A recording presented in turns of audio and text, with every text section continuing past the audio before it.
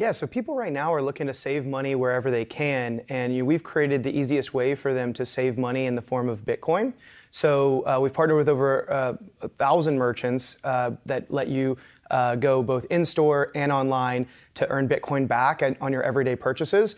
So for the last 4 years, we've made as easy as possible for people to get into Bitcoin.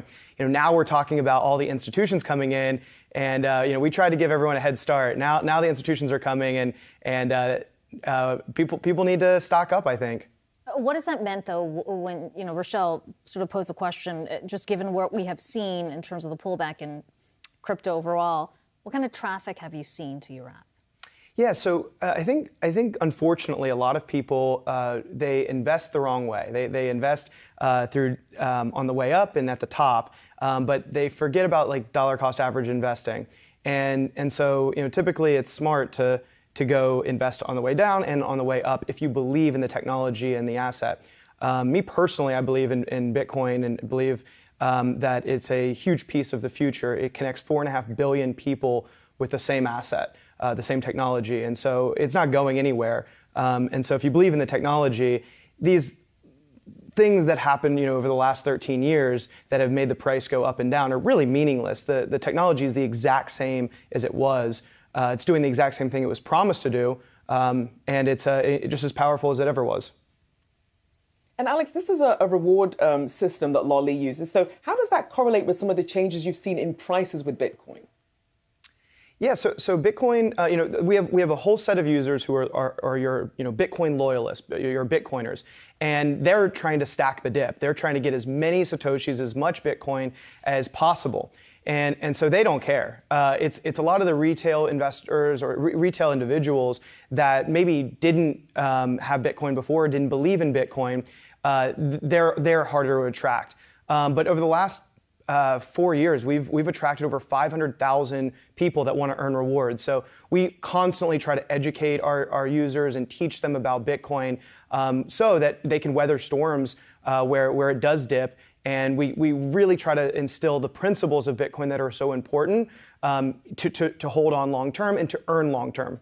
We were just pointing to some of the partners that you already have in place. Mm-hmm. What's been the reception from the retailer side? Because this is a partnership, and obviously, they're not taking the Bitcoin directly per se, but they got to be watching this volatility. I mean, is it easier for them to partner with an app like yours to create that cushion? What are you hearing? Yeah, it's dead simple. I mean, we've one thing I've talked about is like we're trying to make the easiest way for consumers to get into Bitcoin, and we have done that. It takes 30 seconds. You start earning in no time. The thing that is sort of non-obvious is that we've also created the easiest way for merchants to get on board as well. So if you look at all of our 1,000+ merchants, there's less than 10 of them, not 10%, less than 10 of them actually accept cryptocurrency. So for many of them, we're the first crypto company that they've ever worked with. And that's like the non-obvious piece is like, it's so easy for merchants to get on board and attract a consumer that is interested in Bitcoin and be able to do it risk-free. Our users are not buying Bitcoin. They're just coming in and earning on their everyday purchases. And if you think about what merchants are actually optimizing for, they're optimizing for sales. So if they can use it as an incentive for you to go shop at CVS, shop at Ulta, shop, book your travel, booking.com, whatever you're looking to do, you're going to direct it because you want Bitcoin. And we just had some pictures up there of some of the notable investors, including Serena Williams and Logan Paul. But a lot of them have been receiving backlash. Some of these, celebrities who sort of become the face of some of these crypto companies, especially at a time during inflation being high. People are like, should I get a cash reward? Should I try and turn to crypto? What do you tell them about really investing in this space and perhaps using Lolli as a way to get into getting some crypto? So I've never seen any of our investors get backlash for Lolli. I think some people have said the wrong thing about things like NFTs. There's the whole scheme around what's called a pump and dump, and there's a lot. It's a very new space. So I think as with anybody, people are experimenting in public. The nice thing is that Bitcoin is this safe asset. It's never been hacked. It's very agreeable, and so all of our investors have been applauded for investing in Lolli and being aligned with a right now Bitcoin-only company. Really quickly, we had another piece of legislation come out last week in terms of the regulatory piece of this, specifically looking at the CFTC as the agency to oversee assets like Bitcoin as well as Ether, and your co-founder, Matt Center, came out and said, look, he believes this is the right move and it's actually good for innovation. Why is the CFTC the right agency to oversee this as opposed to the SEC? Yeah, so I think that ultimately regulation, some form of regulation will be good.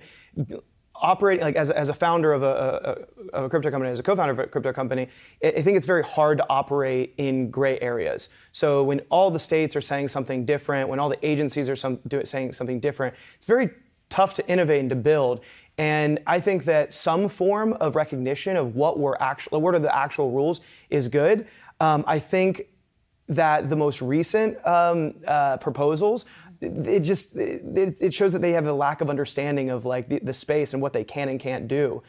So there's certain things that you're just not going to be able to control. There's certain things, with like tornado cash, that's it just doesn't make sense to regulate and take away the human right of privacy.